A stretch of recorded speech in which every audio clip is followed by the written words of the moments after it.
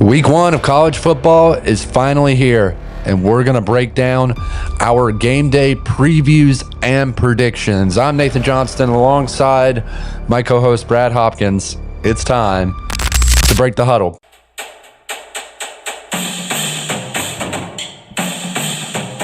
Brad, we're back into week 1, and we've got a few games for our fans. Want to appreciate all the support. We've been growing rapidly. Be sure to hit that subscribe button below. Please, it helps us out grow, helps YouTube push it out further. So if you're a big fan of college football, big fan of us, we'd love to hear from you. Let's talk about this first game. It's a late night showdown. Only the Pac-12 and the ACC, or what's left of the Pac-12, could deliver. Oregon State's retooled, Cal's unrecognizable after many departures on their end. Two teams fighting for relevance with a portal-built roster and dreams of sneaking into bowl season.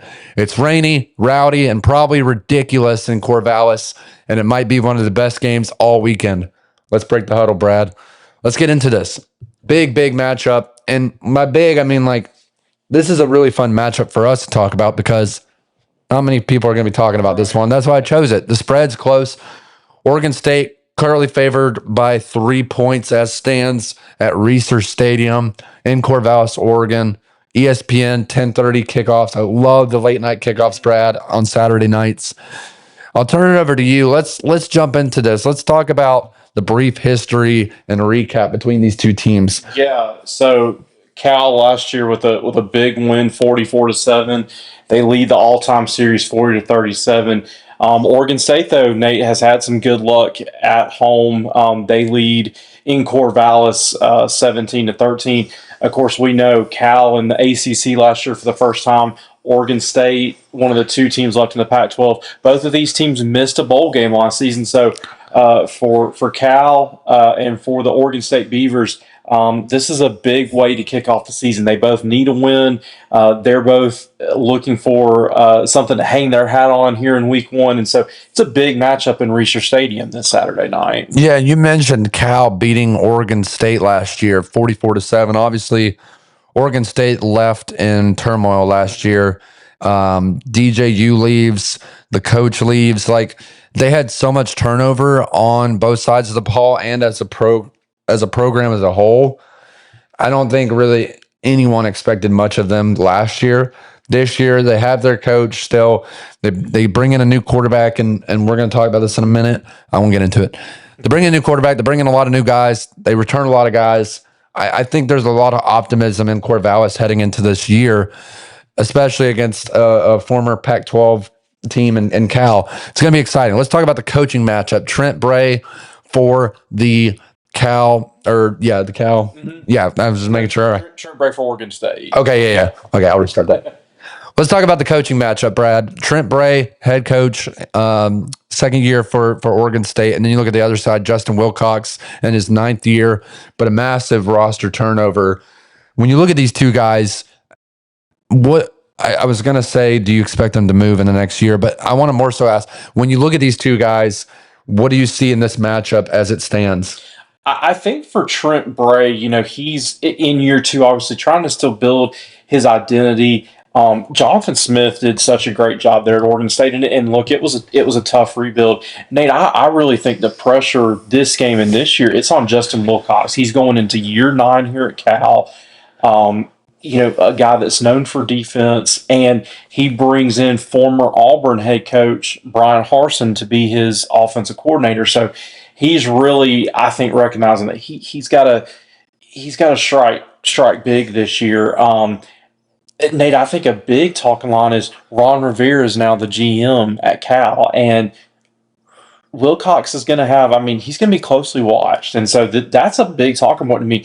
If they come out on a win Saturday night, Cal's definitely got some serious momentum.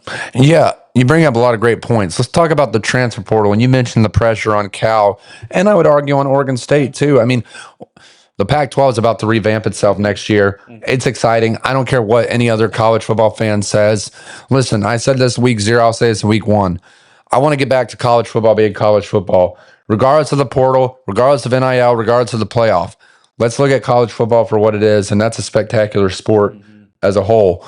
And so when you look at the Pac-12 expanding, I think Oregon State's in a really good spot heading into not only this year, but next year and following years in the Pac-12. I think they got the edge unless a team like Stanford or Cal decides to come back into the Pac-12, which, by the way, I think would be very smart geographically. But that's neither here nor there. Let's talk about the portal watch. Let's talk about the pressure of these two teams. Both teams bringing in new quarterbacks with a lot of experience. Oregon State brings in quarterback Malik Murphy. Cal brings in quarterback Devin Brown, and I guess from Ohio State. And I guess my question to you is, as early on in the week, we don't know much about these teams in terms of team chemistry and what we've seen on the field thus far, other than fall camp intel. Who do you think has the edge here at the quarterback spot? I think that's pretty easy for me. I think it's Malik Murphy, a guy that was at Texas, started at Duke last year, and is now at Oregon State. I was a little surprised that he left Duke last year. Duke had a really, really good year, and his decision to move, was interesting.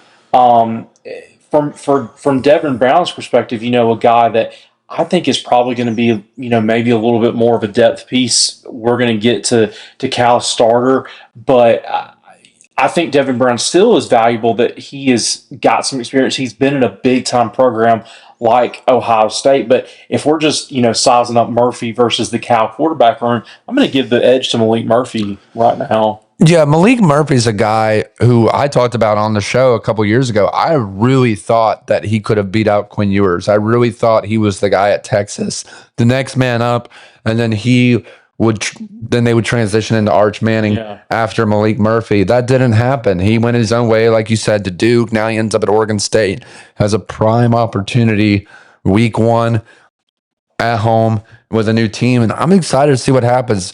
The thing about Oregon State, when we got it here in our notes, O-line is very thin right now, and they've got new starters at guard. That's going to play a role. Thankfully, Malik Murphy can use his legs.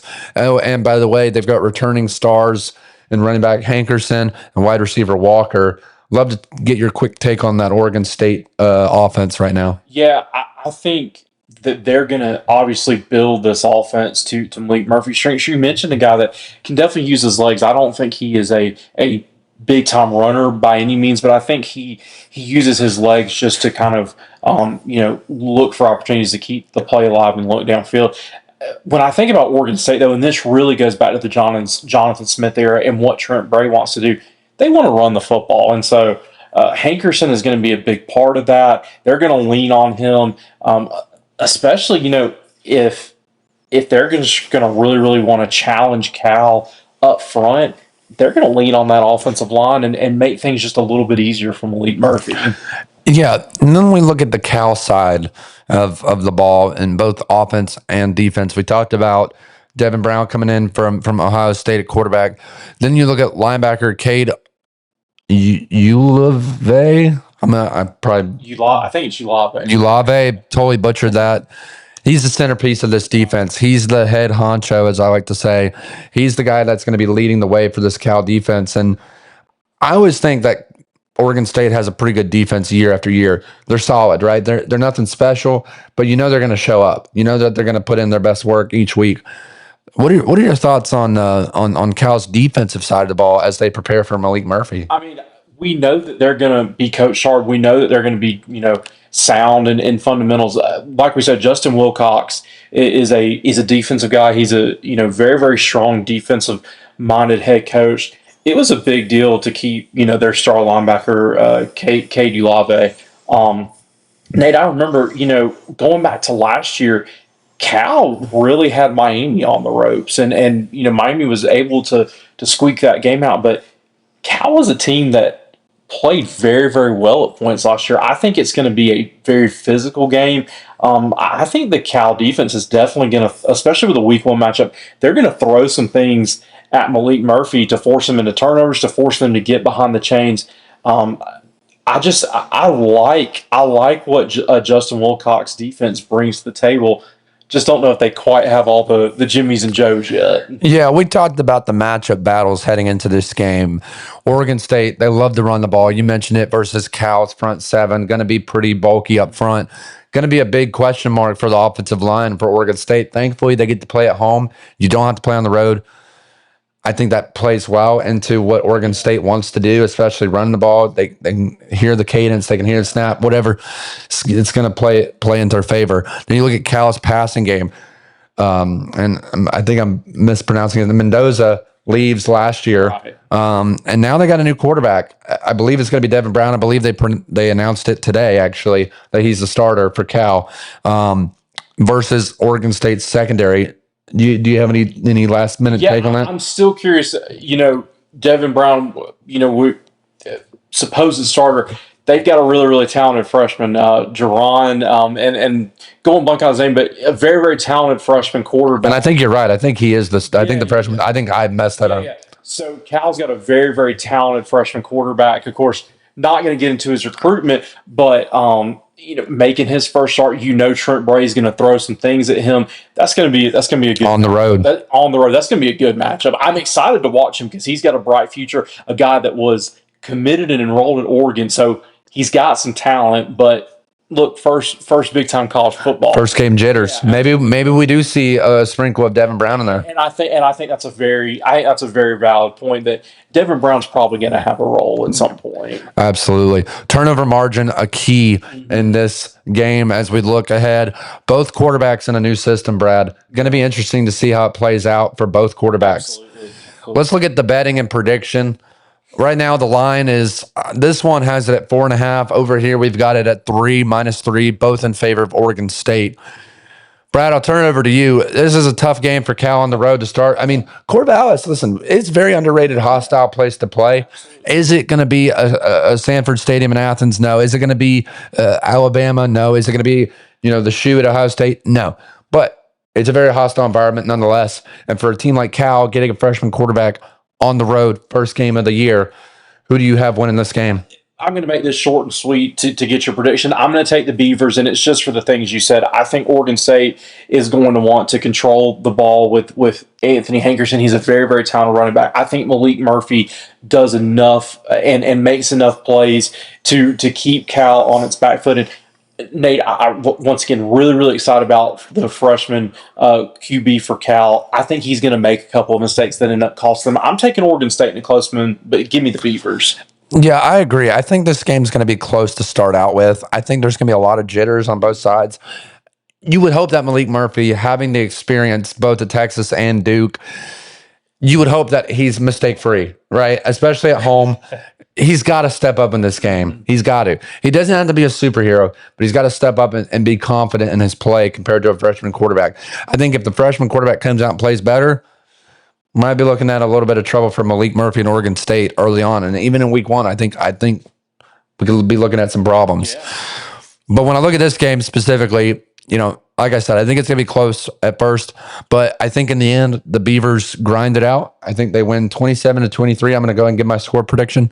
And I think the player of the game truly is the running back in Anthony Hankerson.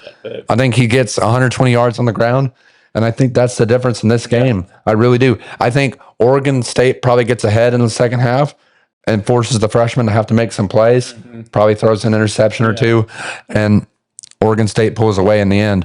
But excited to see this game, Brad. I really do think it's one of the most underrated games of week one, in my opinion. Be sure to check it out.